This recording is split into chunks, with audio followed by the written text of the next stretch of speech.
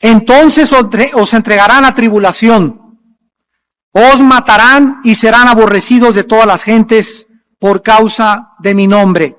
Más graves, por favor, en la ecualización, más graves. Muchos tropezarán entonces y se entregarán unos a otros, y unos a otros se aborrecerán. Y muchos falsos profetas se levantarán y engañarán a muchos. Y por haberse multiplicado la maldad, el amor de muchos se enfriará. Mas el que persevere, o la palabra perseverar lo vamos a ver es los que sobrevivan. Los que sobrevivan hasta el final, hasta el fin, estos serán librados o serán los que puedan entrar a vivir al milenio. La salvación no siempre implica salvación de los pecados, como también lo vamos a ver. Y será predicado el evangelio del reino en todo el mundo para testimonio a todas las naciones, y entonces vendrá el fin. Más graves, por favor. Vamos a ver a continuación que Jesucristo está describiendo los eventos que se van a manifestar o se van a ir acomodando conforme vayamos aproximándonos al final de la última época de la iglesia. Pero recordamos que antes de que se desarrollen estos elementos o estos eventos, antes que es la época que estamos tú y yo viviendo, van a preparar estas circunstancias para que podamos vislumbrar qué tan lejos nos encontramos del final de los eventos del planeta Tierra. Dice en primer lugar Cristo en el versículo 9 que nos van a entregar a tribulación. Número 1. Van a ser muertos muchos cristianos. Los cristianos van a ser odiados o aborrecidos de todas las gentes por causa del nombre de Jesucristo. En ese tiempo de persecución, muchos cristianos van a tropezar. La palabra tropezar en el griego es escandalizo. O sea, habrá escándalos dentro de la iglesia de Jesucristo. Y se entregarán unos a otros, y unos a otros se aborrecerán. Quiero que nosotros en este momento comencemos a recordar de qué forma la humanidad se está deshumanizando. En 2 de Timoteo 3, Pablo dijo, vendrán tiempos peligrosos porque habrá hombres amadores de sí mismos, vanagloriosos, soberbios, impetuosos, infatuados, amantes de los deleites más que de las cosas de Dios. De acuerdo a la Biblia, el carácter de los seres humanos va a comenzar a deteriorarse grave y seriamente. Cada vez vas a encontrar menos personas sinceras. Cada vez vas a encontrar menos personas íntegras. Cada vez vas a encontrar menos personas que buscan tu amistad no por lo que tienes o por los que le vayas a dar, sino porque lo que realmente somos y el corazón que tenemos.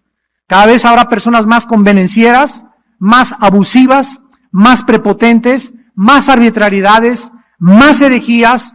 El mundo irá de mal en peor. En ninguna parte de la Biblia nos muestra que habrá un avivamiento mundial antes de la venida de Cristo. Todo lo contrario, la apostasía comenzará a reinar. El amor entre los cristianos se va a enfriar. Y todo esto formará parte de la prueba de si tú y yo somos verdaderamente hijos e hijas de Dios. La Biblia dice, pues, que la maldad del mundo, la presión del mundo, el odio del mundo contra las cosas de Dios va a ir en aumento. Y todas estas cosas servirán para probar y refinar nuestro carácter delante de Dios. Veamos esta verdad en el libro de Apocalipsis, porque tanto el apóstol Juan como Mateo coincidieron en la persecución de la iglesia de manos del anticristo. Dice Apocalipsis capítulo 13, versículo 7, hablando del anticristo. Y se le permitió hacer guerra contra los santos y vencerlos. Desde luego que esto se refiere físicamente. O sea, Dios ha permitido en diferentes épocas de la historia que emperadores o dictadores o gobernantes persigan a la iglesia Y Dios ha permitido que la iglesia sufra de manos de estas personas. Recordamos los primeros 350 años de la iglesia de Jesucristo, que fueron objeto del odio de más de 10 emperadores romanos, que los masacraron, los persiguieron. Recordamos los 500 años de la Inquisición española, dirigida por Fray Torquemada, o por el virrey Torquemada, que colgaron, estrangularon, quemaron vivos, los acostaban sobre su orín, sobre sus excrementos, los hacían antorchas vivas a los cristianos, porque no estaban sujetos a Roma ni al Vaticano. 500 años persiguieron en el nombre de Dios a la iglesia de Jesucristo. Y la última persecución que hemos visto fue la de los judíos en tiempos de Hitler, 1943-1945, donde 6 millones de judíos, solo por el hecho de ser judíos, fueron masacrados, torturados, asesinados y depravados de sus bienes en los hornos crematorios y por el sistema de los nazis. Y la Biblia nos anuncia que viene una persecución aún mayor contra los judíos y también ahora contra el pueblo que se dice seguidor de Jesucristo. El anticristo, pues, recibirá, vean lo que dice, se le permitió hacer guerra. ¿Quién creen que le dio este permiso al anticristo? Claro, aquí la Biblia nos muestra la soberanía de Dios. Se le permite a los gobiernos, se le permitió en la Inquisición, se le permitió a Hitler. Ahora, la razón que se encuentra detrás de este permiso soberano de Dios, Dios nos lo explica, ¿verdad?, a través de muchos otros pasajes de la Escritura. Yo estoy compartiendo actualmente una serie en la Iglesia del Sur todos los jueves que se llama Dios y el conocimiento del mal. Yo les recomiendo estas conferencias. Dios y el conocimiento del mal. Llevamos como 3 o 4 donde estoy abordando los problemas teológicos más profundos de la existencia del mal en las Sagradas Escrituras. Bueno, vemos pues entonces en primer lugar esta persecución, Apocalipsis 14, versículo 13, oí una voz que desde el cielo me decía, escribe, bienaventurados de aquí en adelante los muertos que mueren en el Señor. Sí, dice el Espíritu, descansarán de sus trabajos porque sus obras con ellos siguen. Vamos a reflexionar un poco en esta persecución. Tú y yo tenemos que morir. Todos tenemos que morir algún día. A lo mejor tú vas a caer muerto en un avionazo. A lo mejor la semana que entra te machuca un carro. A lo mejor sufres una embolia cerebral, un ataque al corazón. A lo mejor mueres de muerte natural, pero todos tenemos que morir de alguna forma. Cuando Dios permite que el mundo persiga a su iglesia o a sus santos y los santos caigan víctimas de esta persecución, es el mayor privilegio que un hijo y una hija de Dios puede recibir de Dios. Morir como mártires.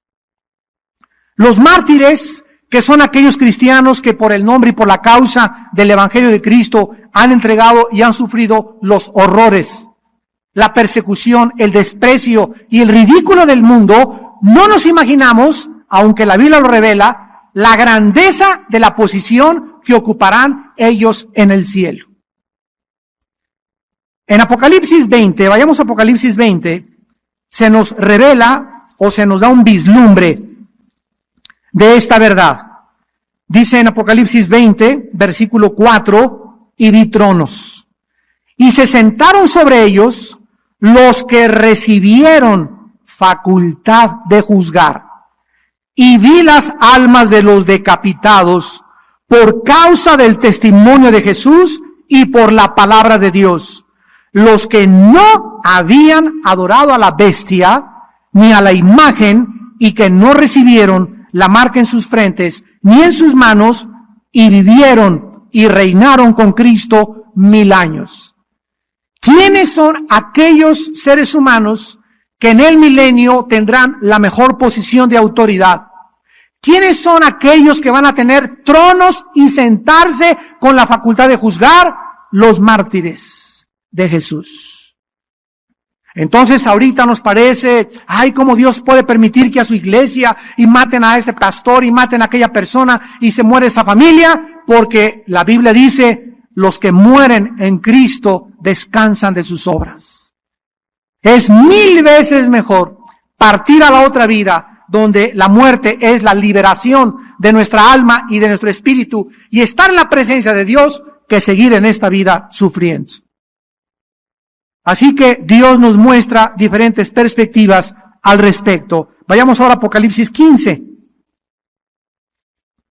versículos del 2 al 4.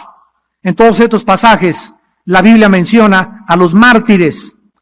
Vi como un mar de vidrio mezclado con fuego, y a los que habían alcanzado la victoria sobre la bestia y su imagen, y su marca y el número de su nombre, en pie sobre el mar de vidrio con las arpas de Dios, y cantan el cántico de Moisés, siervo de Dios, y el cántico del Cordero, diciendo, grandes y maravillosas son tus obras, Señor Dios Todopoderoso. Justos y verdaderos son tus caminos, Rey de los santos. ¿Quién no te temerá, oh Señor, y glorificará tu nombre? Pues solo tú eres santo, por lo cual todas las naciones vendrán y te adorarán, porque tus juicios se han manifestado. Vemos a esta gran compañía de mártires que morirán, que fueron odiados y perseguidos por el anticristo en el cielo, cantándole y reconociendo cósmicamente la justicia y la santidad de Dios. Justos y verdaderos son tus caminos, oh Rey de los santos. ¿Quién no te temerá y quién no podrá inclinarse delante de ti? Esta es la descripción que la Biblia nos muestra de la iglesia de Jesucristo. Ahora retrocedamos al libro de Daniel, escrito 600 años antes de que esto se escribiera. Porque Daniel, en el capítulo 7, es de los primeros profetas que escribieron acerca del levantamiento del cuerno pequeño, como le llama Daniel al anticristo, y de la persecución del pueblo de Dios durante el reinado del último dictador mundial. Dice Daniel capítulo 7, versículo 21, y veía yo que este cuerno hacía guerra contra los santos y los vencía. Lo mismo que escribió Juan 650 años después de Daniel. Se le permitió hacer guerra contra los santos y vencerlos. Daniel capítulo 8, versículo 24. Y su poder, está hablando del anticristo también, se fortalecerá, mas no con fuerza propia, o sea, es Satanás el que le dará el poder al anticristo y la fuerza que tendrá, y causará grandes ruinas y prosperará y hará arbitrariamente y destruirá a los fuertes y al pueblo de los santos. Vemos pues que tanto Daniel como el Señor Jesucristo como el apóstol Juan profetizaron que se acerca el tiempo en la que el mundo adorará al anticristo, se inclinará ante este dictador mundial y el odio del mundo se volverá contra aquellos que siguen la verdad. Si hace 2000 años en una cruz el mundo odió a Cristo y el mundo crucificó a Cristo, ¿qué no harán también con los discípulos de Cristo? En Juan 15 Cristo dijo, si a mí me aborrecieron, a ustedes también los van a aborrecer. Quiero preguntarte antes de pasar al segundo evento, en Mateo 24, ¿estás tú actualmente siendo perseguido o perseguida, ridiculizado o ridiculizada por algún miembro de tu familia o amistades por el hecho de que eres cristiano o de que eres cristiana? ¿Eres objeto de persecución, de burlas y de mentiras y calumnias porque el testimonio que tú tienes es tan fuerte que la gente a tu alrededor rechaza inclusive tu amistad por el hecho de que eres cristiano? Si tú no tienes ninguna persona que te persiga por causa de Cristo, no por las deudas que tienes,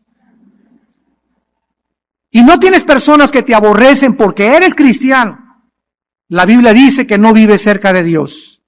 Porque dice en 2 Timoteo 3:12, todo el que quiera vivir piadosamente padecerá persecución.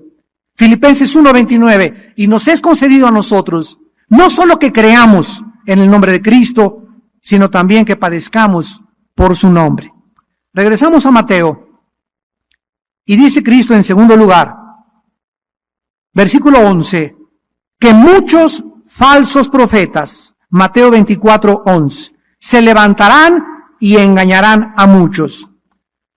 Una de las claves para descubrir de qué forma está operando el falso espíritu de profecía actualmente en el mundo es que ahorita hay una corriente fortísima dentro de la iglesia de Cristo, donde cientos o miles de cristianos creen que están siendo guiados por profecías. Miren, déjenme darles un ejemplo. Mi esposa y yo acabamos de regresar de la ciudad de Dallas, Texas. Y en una revista cristiana, esto es un botón de muestra de lo que está pasando en el mundo, en la iglesia de Cristo. En una revista cristiana de iglesias hispánicas en Texas, una de las más famosas revistas, me reservo el nombre de la revista, recorté esta página donde tiene una mano pintada. Tiene una mano pintada esta revista y dice así, activando su fe en Dios. No te la acabas con lo que vas a oír. Y dice así, el pastor fulano de tal quiere que ponga usted su mano sobre esta mano. Y atrás vienen las instrucciones de la mano. Número 1, ponga su mano sobre el dibujo de la mano de este pastor, y aquí viene el nombre del pastor, y haga un punto de contacto con la mano. Número 2, escriba su petición sobre el espacio abajo indicado. Aquí atrás hay un cuadrito que dice, mi petición. Número 3, sea parte de la visión de seguir predicando el evangelio y envíe esta carta junto con la mano recortada al pastor, el cual orará por su petición, le regresará la mano ungida con aceite de la unción. Número 5, se le devolverá a vuelta de correo esta misma carta junto con un pañuelo ungido. Y crea ya que Dios ha hecho el milagro. Cuando recibe el milagro, llámenos y haga su pacto, y te ponen aquí 20, 50, 100, 200, 300, 500 o $1,000 de ofrenda. Esto es lo que está pasando en la iglesia de Jesucristo. Y los cristianos mandan sus ofrendas, se creen estas cosas. Ayer veníamos en la carretera, mi esposa y yo, oyendo el radio, una estación cristiana. Ahí les encargo todo lo que decía. Escuchen lo que decía el pastor. Si tienes dolor de muelas, dolor de garganta, dolor de oídos, dolor de riñones, dolor de estómago, dolor de panza, dolor de esófago, dolor, arritmias cardíacas, bueno, hagan de cuenta un merolico de tepito. Yo oro por ti y fuera en el nombre de Jesús sea sanado para la gloria de Dios, aleluya, y bla, bla, bla, bla, bla. Y veníamos mi esposa y yo tan entristecidos de estos merolicos falsos profetas y la gente mandándole su dinero. Me reservo también el nombre de esta persona. Que Dios tenga misericordia de él si me escucha algún día. Esto es hacer un comercio del evangelio de Cristo. Pero el amor se va a enfriar. Los cristianos van a seguir siendo engañados. Ya están los babotas enviando dinero y creyendo que son sanados por tantas cosas. Imagínate nada más que este hombre está haciendo de Dios su siervo. Si tienes hasta dolores de callos, eres sanado. Manda tu papel y ungido con el aceite de la unción. ¿Cuál unción? Si no existe esta unción, la unción es el Espíritu entre nosotros. Que no me manden pañuelitos ungidos y diciéndome cosas con punto de contacto, porque mi punto de contacto es Jesús.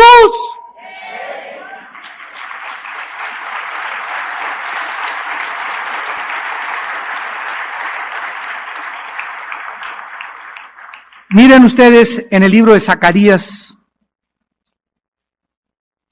para que no te vayas lejos, está antes de Malaquías. Malaquías está antes de Mateo. En Zacarías 13, el Espíritu profetizó esto, igual que Cristo, de los falsos profetas, que llenarían la iglesia y se infiltrarían dentro de nosotros. Dice Zacarías 13, versículo del 2 al 5, escuchen qué terrible profecía. Y en aquel día, está hablando de la venida de Cristo, Zacarías 13, versículo 2 al 5, en aquel día dice Jehová de los ejércitos, quitaré de la tierra los nombres de las imágenes, nunca más serán recordados, y también haré cortar de la tierra a los profetas y al espíritu de inmundicia.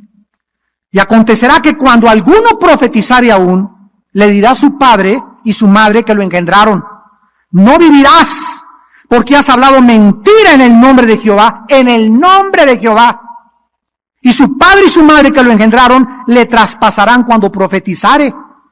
Y sucederá en aquel tiempo que todos los profetas se avergonzarán de su visión. O sea, cuando Cristo venga, Él dijo, ¿hallará fe en la tierra? Cuando Cristo venga, la profecía estará tan degradada y tan degenerada que los falsos profetas ya se fueron con Él. Y se quedaron los falsos profetas engañando a aquellos que no recibieron el amor de la verdad para ser libres.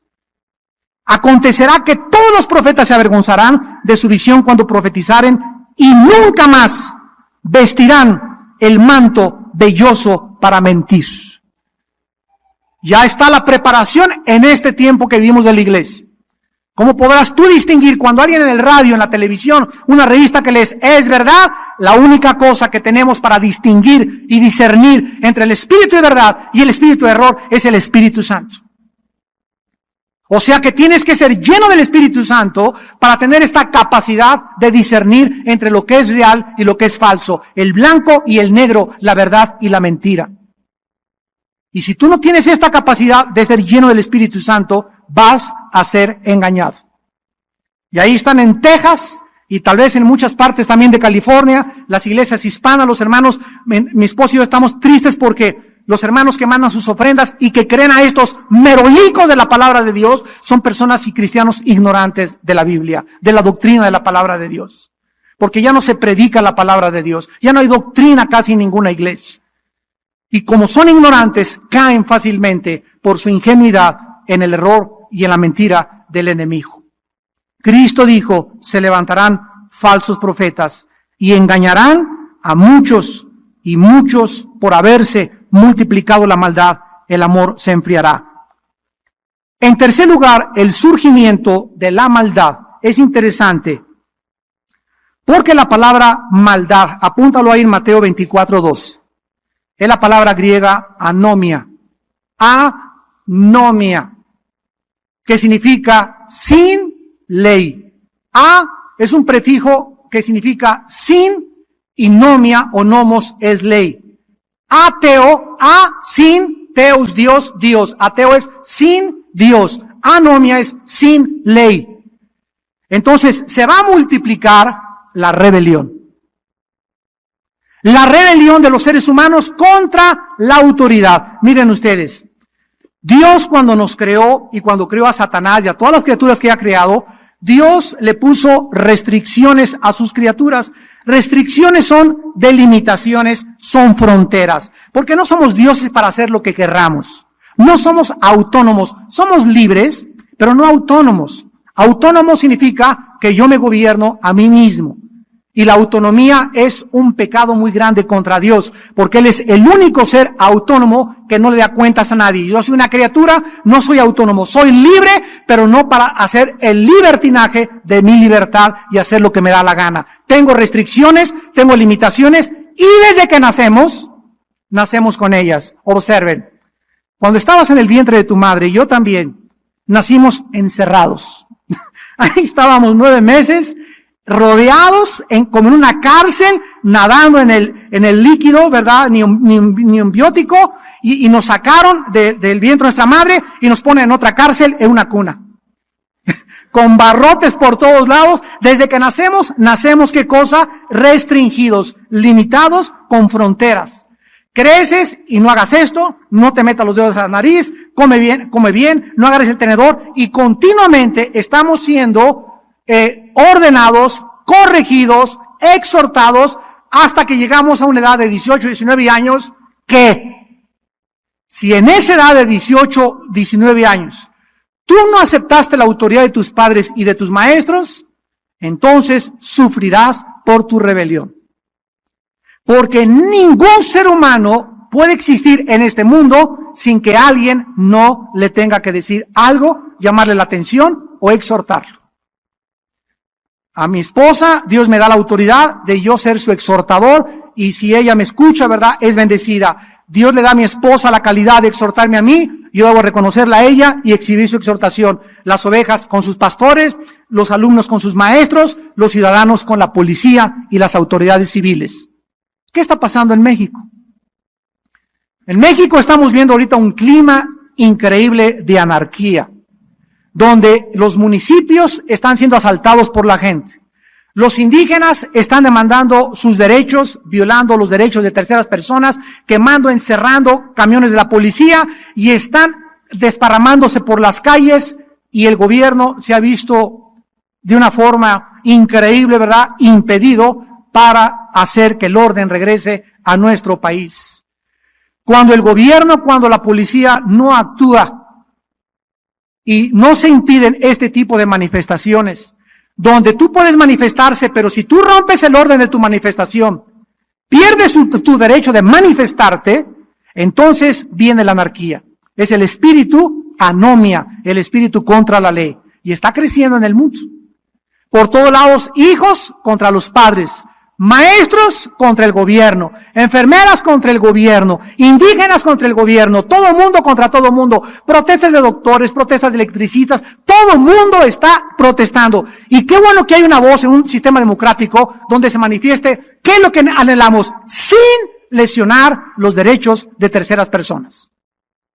Porque ahí, repito, caemos en la anarquía. Cuando algún grupo de personas bloquea una carretera federal, y durante 24 horas tú no puedes llegar a México y te tienen que enviar por una desviación porque están impidiendo el paso ciudadanos, ahí es la anarquía. Y eso lo castiga Dios muy severamente en la Biblia. No se puede permitir esto, pero el mundo está entrando en esta fase de anarquía. Les voy a dar otro ejemplo internacional. Vino la guerra de Irak. Todos los noticieros del mundo, sin excepción, menos los cristianos, comenzaron a difundir una guerra donde la víctima era Saddam Hussein y sus hijos. Los agresores, los invasores, los yanquis, los violadores de la libertad eran los americanos y los ingleses, que fueron a invadir, no a liberar, a invadir a Irak. Pasó el tiempo, vino la liberación del pueblo de Irak y surgió un escritor famoso que se llama Mario Vargas Llosa, de Perú. Ayer terminó en el periódico Reforma todos sus reportajes de la guerra de Irak. Y durante todo este tiempo, como no encontraron armas de destrucción masiva, porque era lo que el mundo quería que encontraran, atacaron y siguen atacando y dándole duro a Estados Unidos, a Inglaterra, a Australia y los países que se manifestaron acordes a esta liberación del pueblo de Irak, porque no les interesaba a los iraquíes, les importaba encontrar las armas. Este escritor, Mario Vargas Llosa, peruano, famoso, premio Nobel de Literatura, sacó 7 reportajes en el periódico Reforma, ayer fue el último, donde narra las atrocidades y los crímenes que hizo Saddam Hussein con su pueblo. Escucha, dice Mario Vargas Llosa que Hussein mató más personas que José Stalin en Rusia. Se calcula que fueron más de 7 millones de iraquíes los que murieron desde 1988 al 2003 de manos del régimen del partido Baath de Saddam Hussein. Narra los campos que han encontrado con miles y miles de cadáveres y los sobrevivientes, lo que le contaron a las Naciones Unidas, los testimonios, y este escritor no es cristiano. Pero para que el mundo cobre conciencia, ¿qué importa que hayan encontrado o no hayan encontrado? Los angelitos de Hussein, gracias a Dios que quién sabe dónde están ahorita, ya los mataron, ¿verdad? Uday y Usay, los hijos de Hussein, violaban a las niñas menores de 11 y 10 años de edad. Era su hobby. Y llegaban a un partido de fútbol o llegaban a una fiesta y les gustaba una niña, no jóvenes, niñas. Así de depravados y degenerados eran. Y mandaban a sus secuaces, los guardianes, guardaespaldas, a que trajeran a la niña. Y si los papás les impedían que se llevaran a la niña, mataban a toda la familia. Por eso llegaron los americanos, y eran los ingleses y los australianos ahí a Irak y estaban todos aterrorizados. No, patroncito, Hussein es el patrón. ¿Por qué? Porque estaban controlados por el temor. Nadie quería hablar ni decir la verdad. Pero conforme el mundo está viendo que está habiendo más libertad, están comenzando a recobrar otra vez esa libertad de expresión durante la cual lo sumieron durante más de 15 años. Si yo hubiera sido iraquí, hubiera sido yo mexicano, gracias a Dios que en México jamás hemos atravesado algo semejante. Pero ellos gritaban y decían, ¿por qué antes nadie nos hizo caso y nos vino a liberar? ¿Por qué? ¿Por qué el mundo no oyó nuestro clamor? ¿Por qué el mundo no sabía que estábamos amenazados? ¿Por qué el mundo respondió con una forma tan tardía para venir a quitarnos a este monstruo que teníamos como gobernante y dictador internacional? La Biblia dice que el amor se enfriará y muchos, por haberse multiplicado la anomía, la rebelión en contra de la autoridad, el amor se va a enfriar.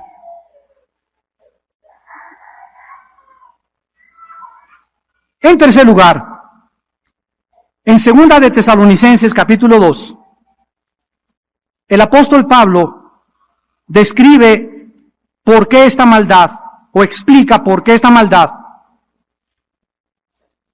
se va a manifestar. Ustedes saben que actualmente, si Dios quitara el Espíritu Santo o la iglesia de Jesucristo del mundo, la maldad se desbordaría como un dique que está conteniendo miles de toneladas de agua e inundaría totalmente el mundo completo. Esto sucedió en los tiempos del diluvio universal. La maldad era tan grande en tiempos del diluvio que nada más 8 personas, Noé, su esposa, sus 3 hijos y las esposas de sus hijos sobrevivieron al diluvio. Esta época, Cristo dijo que como en los tiempos de Noé, sería su segunda venida.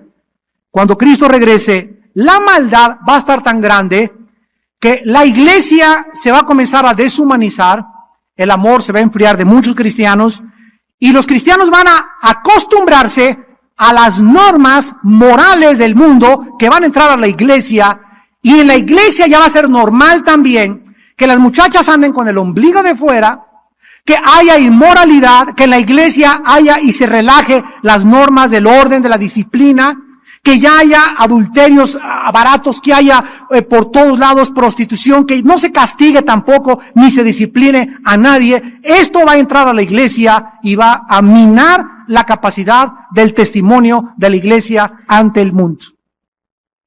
En 2 de Tesalonicenses, capítulo 2, dice versículo 6, ahora ustedes saben lo que lo detiene.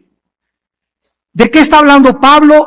Del poder y el misterio de la maldad. ¿Qué está deteniendo que la maldad no se manifieste como debería manifestarse? Contéstame tú.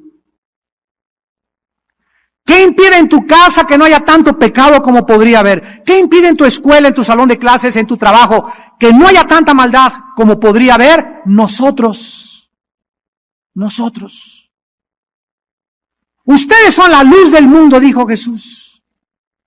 Y cuando tú dejas de alumbrar en tu salón de clases, en tu trabajo, en el área donde tú te desenvuelves, comienza la maldad a apartarse y estás en una oficina, en un salón de clases donde todos se burlan de Dios, donde todos atacan esto, donde que la evolución, y no hay tu voz que se levante y diga, ¡basta! No es verdad eso. La Biblia dice lo contrario. Basta, cuñado, en mi casa no puedes hacer esto. Basta, tío, tú no puedes entrar a mi casa y hacer esto, ni tener ese lenguaje enfrente de mis hijos. Basta, porque yo soy el padre de familia de esta casa. Basta que esto siga sucediendo con mis hijos y con mi esposa. Basta. Pero cuando, no tengo miedo de mi tío, y tengo miedo de mi cuñado, y tengo miedo de mi pariente, y tengo miedo de mi suegro, etcétera, etcétera, y dejas que entre esa maldad, y que a tus hijos les enseñen groserías, y que les permitan ver vacaciones o películas incoherentes, y que les comiencen a enseñar filosofías o doctrinas ajenas a la Biblia, y tú no hagas nada, te has vendido. Has comprometido tus convicciones. Estás prostituyendo tu llamado. Y no estás viviendo de la forma como Cristo nos invitó a vivir. Dice la Biblia en Filipenses, porque estoy puesto para la defensa del Evangelio, dijo Pablo. En 1 de Pedro 3, el apóstol Pedro escribió, cada uno de vosotros presente defensa con humildad y mansedumbre de la esperanza de vuestros corazones. Si nosotros no estamos alumbrando, si nosotros no estamos deteniendo la maldad, si nosotros no somos una voz en Tlalnepantla, en el Estado de México, en la Cámara de Diputados, en el mundo, entonces ¿quién va a decirles qué es verdad y qué es mentira? ¿Quién les va a decir, este es el camino, anden por él? ¿Quién les va a decir, eso no es verdad, esto es verdad? ¿Quién puede hablar de absolutos cuando es un mundo relativista? Somos nosotros. Dice Pablo, ustedes saben lo que lo detiene, a fin de que a su debido tiempo se manifieste. Porque ya está en acción el misterio de la iniquidad. Solo que hay quien al presente, otra vez, ¿qué cosa? ¿Qué cosa? Actualmente la maldad está siendo detenida por fuerzas invisibles que emanan de la iglesia de Jesucristo. Y nosotros estamos de alguna forma con nuestro testimonio, nuestras conferencias en la televisión, en el radio, la forma como tú vives en tu trabajo, la forma como te expresas, la opinión que damos a nuestros maestros, la forma como intervenimos en la política, en todas las áreas estamos de alguna forma diciéndole a la gente, ese mundo en el que ustedes viven no es el mundo real, hay otro mundo, hay un hombre que murió en una cruz y dio su vida por nosotros y tú tienes que arrepentirte, creer en él y él puede cambiar tu manera de vivir y la de tu familia también. Tenemos que decirle al mundo que hay verdades absolutas, que no es verdad que todo sea un relativismo, ni un secularismo, ni un hedonismo, sino que hay verdades absolutas, no cambiables, no negociables, que es lo que significa absoluto, que no puede estar sujeto a negociación ni a cambio alguno. Y dice el versículo 8, y entonces se manifestará aquel inicuo a quien el Señor matará con el espíritu de su boca. O sea que cuando se desborde la persecución y se desborde la maldad en el mundo, nosotros somos sacados cuando comienza la ira de Dios de este mundo. Y la ira de Dios caerá sobre un mundo que rechazó el conocimiento de la verdad. Y aquí lo dice el versículo 10 de segunda de Tesalonicenses capítulo 2. Y con todo engaño de iniquidad para los que se pierden, por cuanto no recibieron el amor de la verdad para ser salvos. Por esto Dios les envía un poder engañoso para que crean la mentira, a fin de que sean condenados todos los que no creyeron a la verdad, sino que se complacieron en la injusticia. Para terminar, así opera Dios. Dios te habla y te dice, yo soy Dios, existo, soy real y quiero darte evidencias y señales como en la carretera, que tú puedes seguir las señales que te pueden llevar a mí. Si tú quieres seguir esas señales, vas a llegar a mí. La más grande señal es mi Hijo Jesucristo. Sigue a Cristo y Él es el camino hacia mí. La Biblia es otra señal. Estudia y sigue la Biblia y la Biblia te dirigirá hacia mí también. Y tú puedes ver en la creación, el testimonio de la creación, que no puede haber algo que haya sido hecho por accidente. Tiene que haber un comienzo, un inicio de todo lo que existe. Es una señal grandísima de que yo también existo. Pero tú tienes una opción de no creer esto. Y decir, me niego a creer en ti, no hay ningún problema. Pero ya te hablé, ya te dije que me buscaras, no lo quisiste hacer. Ahora, una vez que tú rechazas la luz y la verdad, Dios te envía otro poder. El primer poder fue el poder del Espíritu Santo para iluminarte. El segundo poder es un espíritu de mentira. Para que creas ahora la mentira. Para que seas engañado, para que ahora unas vendas sean más grandes en tus ojos y para que nunca de ahí en adelante conozcas la verdad. Por cuanto llamé y no quisiste oír, yo también me burlaré en tu calamidad. Dice Proverbios 1, 20 en adelante. Me llamarás y no me encontrarás, me buscarás de mañana y llorarás, por cuanto rechazaste la sabiduría y no amaste el amor de la verdad. Por eso yo también, dice el Señor, tengo que responder de esta manera. No es cuando tú quieras que me vas a encontrar, es cuando oigas mi voz, no te endurezcas. Pero todos los que me oigan vivirán tranquilos, sin temor de ninguna maldad. Oremos. Señor, te damos las gracias por continuar alumbrando nuestra vida, mostrándonos el camino, anticipándonos los eventos finales que sucederán en este planeta. Te damos gracias porque lo haces por tu misericordia, porque has tenido misericordia de nosotros, y tú no quieres que tu pueblo viva en tinieblas. Tú no quieres que tu pueblo sea engañado. Tú no quieres que tu pueblo viva de falsas profecías, sino teniendo la luz de la Biblia, que es la palabra profética más segura. No dejes que nadie te diga, el Señor me dice que hagas esto o que hagas aquello. Guíate por la Biblia. No somos guiados por profecías, somos guiados por el Espíritu Santo. Y el Espíritu Santo siempre usa la palabra de Dios. Gracias, Jesús, por la Biblia, la palabra profética más segura, a la cual haríamos bien en estar atentos, como una antorcha que alumbra en medio de tantas tinieblas, de tanta rebelión, de tanta anarquía que nos está rodeando, para que seamos una luz en medio de tanta oscuridad. El que persevere hasta el fin, el que sobreviva la presión, el que sobreviva el ridículo, la burla y la persecución del mundo, ese sobrevivirá. Ese pasará a reinar conmigo al milenio. Ellos son aquellas personas que por causa de su testimonio vencieron al maligno. En esta mañana Dios te ofrece la cruz de su Hijo Jesucristo. Y en esa cruz Dios dice en la Biblia que Él pagó por tus pecados, que murió y fue enterrado y resucitó a los 3 días.